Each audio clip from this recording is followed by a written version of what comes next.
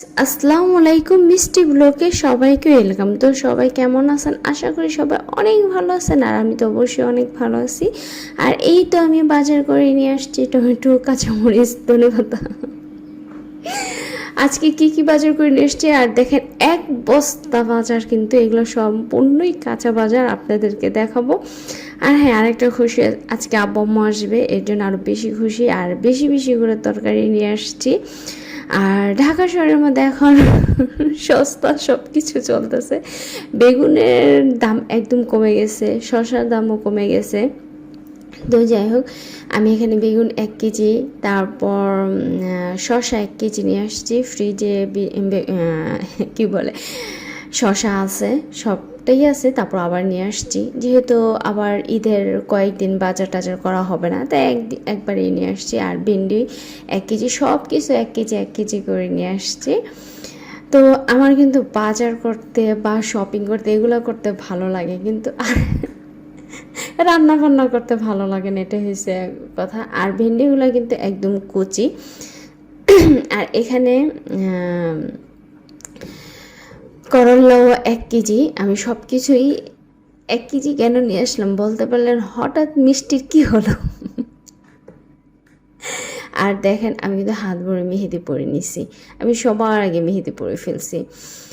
তো আর এখানে হচ্ছে আদা নিয়ে আসছি, আপনাদের ওরকম দেখলাম অল্প আদা নিয়ে আসছি, কারণ আগে আদা ছিল, আর আম্মু যেহেতু কাঁচা আদাটা খাওয়া হয়, এর জন্য অল্প নিয়ে আসছি। আর আগে ব্লেন্ডার করা ছিল কিছু।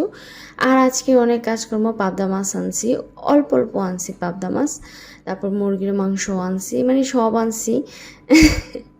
এগুলা কি ভাবতেছেন ঈদের জন্য? না, ঈদের এখানে কোনো কিছুই করা হয়নি। এগুলো হচ্ছে ঈদের কয়েকদিন পরের বাজারগুলো আমি স্টক করে রাখছি। আর হচ্ছে টমেটো, আর কাঁচামরিচ, টমেটো, ধনেপাতা, এগুলো সব কিছু নিয়ে আসছি। আর দেখেন এক বস্তা, আপনাদের কিন্তু মিষ্টি একটা হাসি দিয়ে দেখাইলাম। আমার মতন এমন মিষ্টি হাসি কে দিতে পারে বলেন তো? আর যাই হোক, আপনারা সবাই আমার পাশে থাকবেন। আর আমার পাশে আমার হাজব্যান্ড ছিল, সে তো এখন অনেক অনেক দূরে।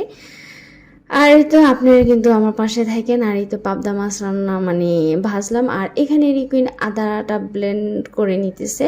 এভাবে ব্লেন্ড করে নিলে নাকি আদা বাটতে খুব ভালো হয়। আর এখানে বেগুনের তরকারি, বেগুনটা বসাই দিলাম রান্না করে, বেগুন দিয়ে পাবদা মাছ রান্না করব। আর এই যে রিকুইন বাটাবাটি করা শুরু করে দিয়েছে, ও কিন্তু মানে মানে কেউ আসলে আর বাসায় যদি কোনো কাজ থাকে, তাহলে কিন্তু আমাকে অনেক হেল্প করে, মানে এত হেল্প করে, আমার খুব ভালো লাগে। আর এমনি কিন্তু থাকলেও কাজ করতে খুব কম চায়, বুঝে, মেয়েটা অনেক বুঝে, আমাকে খুব বুঝে, কেউ না বুঝলে কী হবে, রিকুইন আমাকে অনেক বুঝে। তো যাই হোক, আর ঝুলের মধ্যে মাছগুলা দিয়ে দিলাম।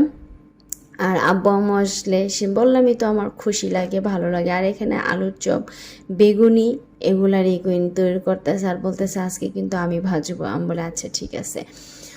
আর এখানে মুরগির মাংস রান্না করে দিলাম, মানে অল্প একটু মুরগির মাংস, এটা শুধু রিকুইনের জন্য, রিকুইন মুরগির মাংস খাবে। আর এই তো বুট রান্না, মানে বুটটা হয়ে গেছে।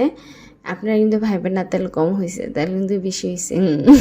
আর এখানে ছোট্ট ছোট্ট হাত দিয়ে রিকুইন বোড়া বাজতেছে। তো যাই হোক, আপনারা সবাই ভালো থাকবেন, সুস্থ থাকবেন, আর মিষ্টি ব্লগের পাশে থাকবেন। আমার ইউটিউব চ্যানেলটা অবশ্যই সাবস্ক্রাইব করে দিবেন, ফেসবুক পেজটা ফলো করে দিবেন। আপনারা কিন্তু কোথাও যাবেন না, আমার পাশেই থাকবেন।